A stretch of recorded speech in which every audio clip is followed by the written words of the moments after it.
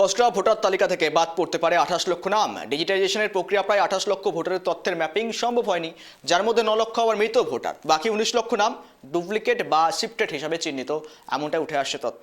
দেখুন,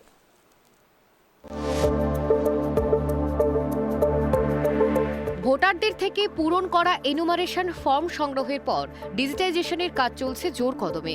আপাতত খসড়া তালিকা থেকে কতজন ভোটারের নাম বাদ পড়তে পারে তা নিয়ে রাজ্য জুড়ে বাড়ছে আশঙ্কা। কমিশন সূত্রে খবর, এখন পর্যন্ত যে পরিমাণ ফর্ম ডিজিটাইজড হয়েছে তার মধ্যে প্রায় 28 লক্ষ ভোটারের তথ্য 2002 ও 2025 সালের ভোটার তালিকার ম্যাপিং ও ম্যাচিং করা সম্ভব হয়নি। এর মধ্যে প্রায় 9 লক্ষ মৃত ভোটার, বাকিদের কোনো হদিশ নেই। প্রশ্ন উঠছে, তালিকা থেকে কি তাহলে 28 লক্ষ ভোটারের নাম বাদ পড়া একরকম নিশ্চিত? ইঙ্গিত তেমনই। পরিসংখ্যান এক নজরে। বুধবার পর্যন্ত পশ্চিমবঙ্গে 78.42% ফর্ম ডিজিটাইজেশন সম্পন্ন। 9 লক্ষ মৃত ভোটার শনাক্ত, অন্য 19 লক্ষকে ডুপ্লিকেট, শিফটেড বা অ্যাবসেন্ট ভোটার হিসেবে চিহ্নিত। ফলে মোট 28 লক্ষ নাম খসড়া তালিকা থেকে বাদ পড়তে পারে। কমিশনের ধারণা, এই সংখ্যা আরও বাড়তে পারে। 4 ডিসেম্বরের পর তালিকা অফিসে টাঙানো হবে। গোটা প্রক্রিয়া সম্পূর্ণ হবার পর সংশ্লিষ্ট পঞ্চায়েত অফিস, বিডিও অফিস ও জেলাশাসকের দপ্তরে বাদ পড়া ভোটারদের তালিকা টাঙিয়ে দেওয়া হবে।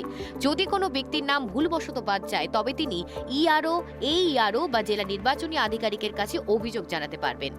মৃত ভোটার শনাক্তকরণের আধার ও ব্যাংক তথ্য ব্যবহার। 2009 সালের পর থেকে 34 লক্ষ মৃত ব্যক্তির আধার নম্বর কমিশনের হাতে এসেছে।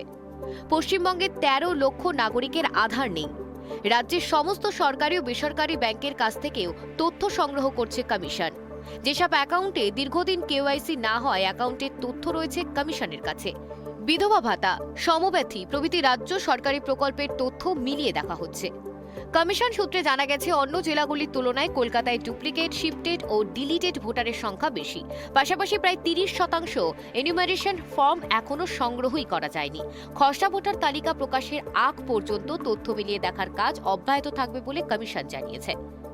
অভ্রদীপ দাসের রিপোর্ট, কেটিভি বাংলা।